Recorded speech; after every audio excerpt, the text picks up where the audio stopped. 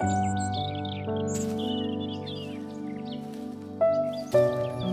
si Tadeo, isang mag-aaral sa Universidad ng Santo Tomas. Ako'y may matipunong katawan, matangos na ilong, at may katangkaran. Magaling ako magpaniwala sa ibang tao ng kasinungalingan. Mahusay sa pagtatalumpati, madali akong nakakalusot sa mga biglaang katanungan at maging sa oras ng kagipitan. Ngunit may katamaran ako sa pag-aaral at ako'y natutuwa kapag nalaman kong walang pasok.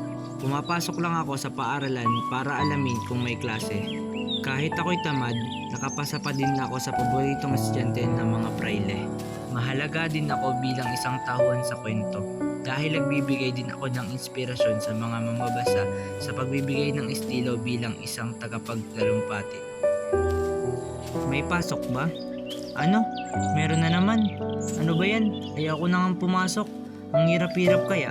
Biruin mo, araw-araw tayo naghahandap ng maaga para pumasok. Mas mabuti na lang tumambay ako at may ginagawa kaysa pumasok. Ha? May pinapagawa na naman. Pakisabi, hindi ako papasok at may sakit ako. At hindi ako makakapag-aral dahil doon. Wala rin namang kwentang pag-aaral eh. Pagkatapos ng lahat ng ito, wala rin naman tayong patutunguhan dahil sa mga prailing yan. Papahirapan lang tayo ng husto.